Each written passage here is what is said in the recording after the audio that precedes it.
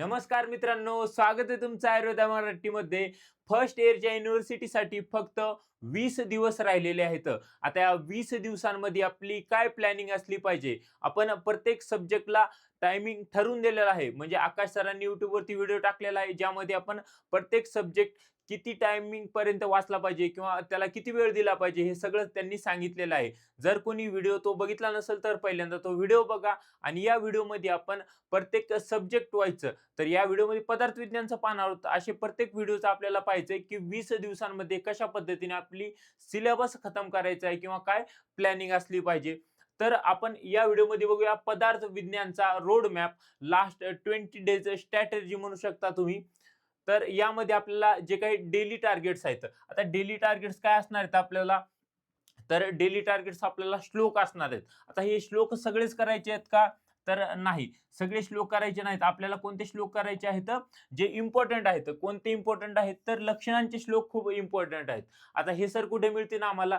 तर त्यासाठी कुठेही जायची गरज नाही. आपल्या आयुर्वेदा मराठीच्या YouTube चॅनलवरती जायचं. पदार्थ विज्ञानचे मोस्ट इम्पॉर्टंट पेपर 1 श्लोक आहेत. त्यानंतर पेपर 2 चे सुद्धा श्लोक आहेत. म्हणजे दोन्ही पेपरचे श्लोकचा व्हिडिओ मी बनवलेला आहे.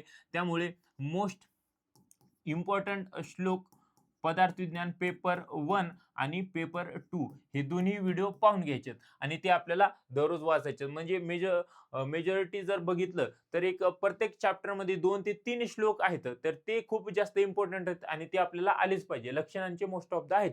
तर हे बघून घ्या व्हिडिओ. त्यानंतर डेली टार्गेट्स मधला दुसरा पॉईंट जो आहे तो आहे प्रकार. आता प्रकारमध्ये काय करायचं, जे की आपल्याला कन्फ्यूज होणारे प्रकार आहेत, जसे की हेत्वाभासाचे प्रकार आहेत.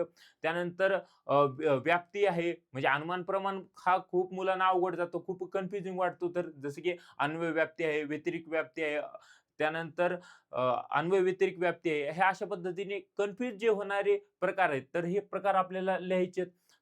त्यानंतर सन्निकर्षाचे प्रकार आहेत.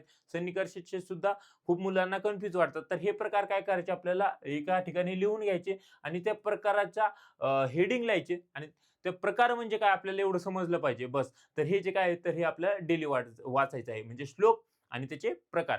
श्लोक आणि जे काही महत्त्वाचे महत्त्वाचे प्रकार आहेत, हे आपल्याला डेली वाचायचे. त्यानंतर आता आपण बघूया 20 दिवसांची प्लॅनिंग कशी असली पाहिजे.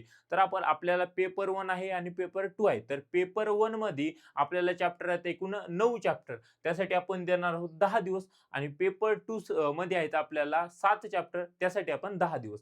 म्हणजे 10-10 दिवससाठी आपण प्रत्येक पेपरला देणार. पेपर 1 साठी 10 दिवस आणि पेपर 2 साठी 10 दिवस. आलं लक्षामध्ये? तर बघूया आपण. पेपर 1 मध्ये बघा, 10 दिवस मध्ये आपल्याला 9 चॅप्टर कव्हर करायचे आहेत आणि पेपर 2 मध्ये 10 दिवस द्यायचे आहेत आणि त्यामध्ये आपल्याला 7 चॅप्टर कव्हर करायचे आहेत. आता हे पेपर 1 मधला 9 दिवस, 9 चॅप्टर प्लस द्रव्य हा जो चॅप्टर आहे, द्रव्य चॅप्टर मोठा असल्यामुळे आपण त्याला 2 दिवस दिलेले आहेत. बाकी प्रत्येक चॅप्टरला 1-1 दिवस दिलेला आहे. अशा पद्धतीने हे पेपर 1 चं झालं. पेपर 2 मध्ये जे आहेत, आपल्याला 7 चॅप्टर आहेत. तर त्यामध्ये अनुमान प्रमाण आहे. ह्या अनुमान प्रमाणासाठी आपल्याला 2 दिवस द्यावे लागतात, कारण की तो एक कन्फ्युजिंग चॅप्टर आहे आणि मोठा चॅप्टर आहे. तर आलं लक्षामध्ये. तर बघूया आपण डे 1 नुसार. आता पहिला जो दिवस आहे, यामध्ये आपल्याला काय करायचंय, आयुर्वेद निरूपण हा जो पहिला चॅप्टर आहे, हे आपल्याला वाचायचं आहे. त्यामध्ये आयु आहे, त्यानंतर आयुर्वेद म्हणजे काय आणि सिद्धांत. सिद्धांत, आयुर्वेद आणि आयु हे आपल्याला चॅप्टर यामध्ये इम्पॉर्टंट वाचायचे आहेत. त्यानंतर डे 2 दुसऱ्या दिवशी आपल्याला काय करायचं, जे काही दर्शन चॅप्टर आहे, यामध्ये आस्तिक दर्शन आहे, नास्तिक दर्शन आहे. दोन्ही दर्शन करायचे आहेत आपल्याला. त्याचं कर्ता, त्यांनी वाद कोणते सांगितलेले आहेत, त्याची प्रमाणित संख्या, हे इन डिटेल सगळं आपल्याला दर्शनाचं करायचं आहे. आणि त्यानंतर पदार्थ. पदार्थ म्हणजे काय, पदार्थाचे प्रकार कोणते, पदार्थाची संख्या किती, हे सगळं आपल्याला डे 2 ला करायचे आहे. त्यानंतर तिसऱ्या दिवशी आपल्याला तिसऱ्या दिवशी आपल्याला चॅप्टर घ्यायचा आहे द्रव्य चॅप्टर. खूप इम्पॉर्टंट चॅप्टर आहे. द्रव्यमध्ये आपल्याला द्रव्याचं लक्षण, त्याचे प्रकार, त्याचं वर्गीकरण, त्याचं महत्व आणि पंचमहाभूत. तिसऱ्या दिवशी आपल्याला एवढं सगळं करायचंय, पंचमहाभूत प्लस द्रव्य. चौथ्या दिवशी काय करायचंय, की आपल्याला जे काही दिशा, काल, मन आणि आत्मा राहिलं होतं, हे चौथ्या दिवशी करायचंय. दिशा, काल, मन आणि आत्मा. त्याचबरोबर काय करायचंय, जे काही पहिल्या दिवसापासून केलं होतं तिसऱ्या दिवसापर्यंत हे सगळं रिवाइज मारायचं आहे. म्हणजे आपण पहिल्यांदा आयुर्वेद निरूपण बघितला, त्यानंतर दर्शन, पदार्थ निरूपण बघितला आणि द्रव्य, हे सगळं आपल्याला चौथ्या दिवशी सगळं रिवाइज मारायचं आहे. त्यानंतर 5व्या दिवशी काय करायचं, आपल्याला गुण हा चॅप्टर घ्यायचा आहे. तर गुणांचं लक्षण, त्याचबरोबर त्याचे प्रकार, वर्गीकरण, म्हणजे यामध्ये सार्थ गुण आहे, त्याचबरोबर सामान्य गुण आहे. सामान्य गुणामध्ये गुणादी गुण आहेत, परादी गुण आहेत आणि त्याचबरोबर आध्यात्मिक गुण. आध्यात्मिक गुण वाचायचे आणि गुणांचं आयुर्वेदामध्ये महत्व आलं लक्षामध्ये. तर हे झालं 5व्या दिवशी. त्यानंतर 6व्या दिवशी काय करायचं आपल्याला, कर्म. कर्म हा खूप इम्पॉर्टंट चॅप्टर आहे, त्यामुळे कर्माला आपण स्पेशल एक दिवस दिलेला आहे. या कर्मामध्ये बघा, कर्मामध्ये तर्कसंग्रहानुसार सांगितलेलं आहे, आयुर्वेदानुसार सांगितलेलं आहे, तर हे चरकाचार्यानुसार सांगितलंय. तर हे सगळे व्यवस्थित आपल्याला बघायचे, कोणत्या आचार्यानुसार काय लक्षण सांगितलंय, काय प्रकार सांगितलेला आहे आणि त्याचं आयुर्वेदामध्ये महत्व. त्यानंतर डे 7 7व्या दिवशी काय करायचंय बघा, सामान्य विज्ञानियम. सामान्य हा चॅप्टर घ्यायचा आहे 7व्या दिवशी आणि 8व्या दिवशी काय करायचंय, विशेष विज्ञानियम हा चॅप्टर घ्यायचा. तर हे जे दोन चॅप्टर घ्यायचे, 7व्या दिवशी सामान्य आणि 8व्या दिवशी विशेष.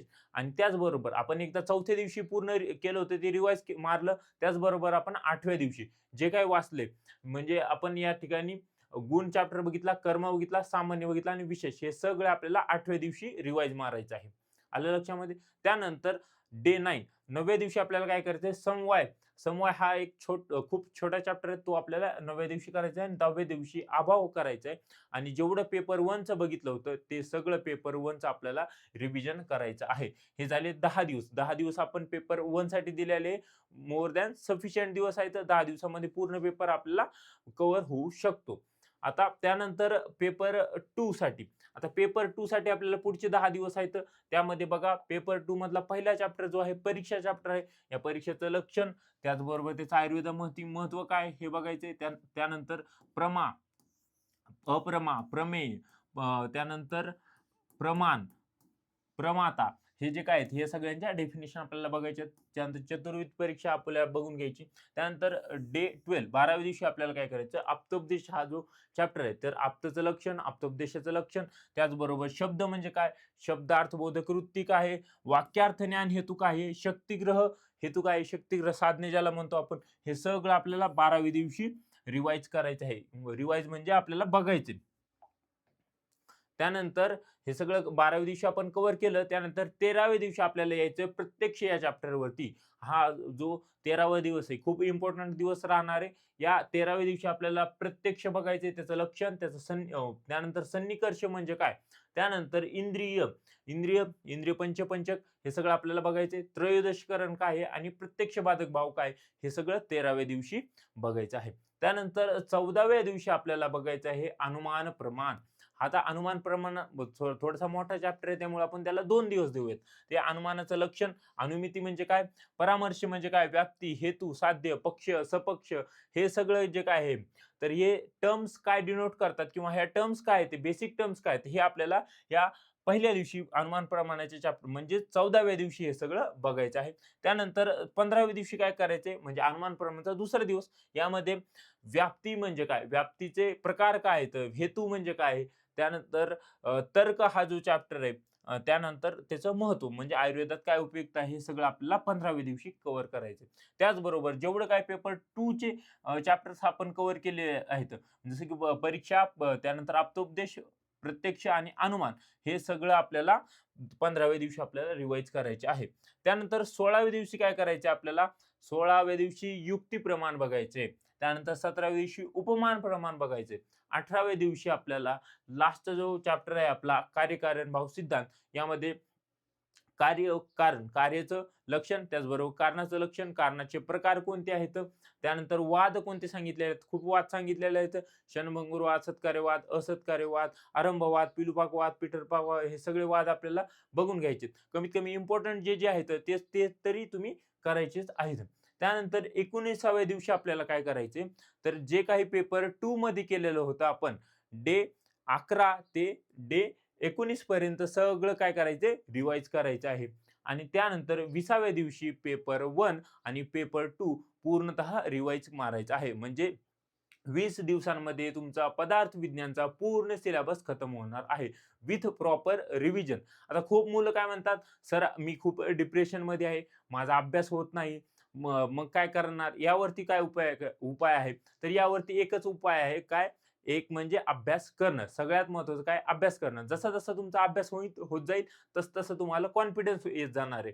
आणि तेवढंच तुम्ही जर जास्त विचार करणार, जास्त ओव्हर थिंक करणार, तर तुमचा अभ्यास पण होणार नाही. तेवढंच तुम्हाला लो फील होणार आहे आणि टेन्शन वाढत जाणार आहे. त्यामुळे जसं टेन्शन आलं, तसं आपल्याला काय करायचं? अभ्यास करायचा आहे. अभ्यास केल्यानेच टेन्शन दूर होतं. अभ्यास केल्यानेच कॉन्फिडन्स येतो. आणि असं नाहीये, की खूप कमी दिवस राहिले, 20 दिवस राहिले म्हणजे माझ्याकडून काही होणारच नाही. तर तुमच्याकडून जर तुम्ही केलं, तर प्रॉपर सगळं विथ रिव्हिजन तुमचं सगळं काही होणार आहे. असं प्रत्येक सब्जेक्टनुसार आपण देणार. प्रत्येक सब्जेक्टनुसार पालन करा. आता 20 दिवस राहिलेले आहेत, खूप कमी दिवस राहिलेले आहेत. त्यामुळे प्रॉपर प्लॅनिंग करून सगळं काही व्यवस्थित करायचं आहे. आलं लक्षामध्ये? आणि यानंतर तुम्हाला कोणत्या टॉपिकवर पुढचा व्हिडिओ पाहिजे असेल, तर ते सुद्धा खाली कमेंटमध्ये सांगा. आमचं तर असं चालू आहे, की जे काही पी-वाय-क्यू एनालिसिस आहे, तर हे पी-वाय-क्यू एनालिसिसचा तुम्हाला व्हिडिओ द्यावा. जेणेकरून काय होईल, की तुम्हाला कळेल, की कोणते पी-वाय-क्यू मोस्ट रिपीट झालेले आहेत.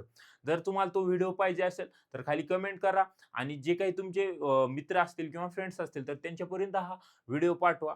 जेणेकरून त्यांचा सुद्धा यामध्ये फायदा होईल. आणि बाकी काही कोणतीही प्रकारची तुम्हाला अडचण येत असेल, तरी ते आम्हाला कमेंट बॉक्समध्ये सांगू शकता किंवा मग आम्हाला पर्सनली तुम्ही सांगू शकता. जेणेकरून आपण त्यावरती काहीतरी मार्ग काढू. त्यावरती 100% सोल्युशन देण्याचा प्रयत्न आम्ही करणार आहोत. तर thank you so much. All the best.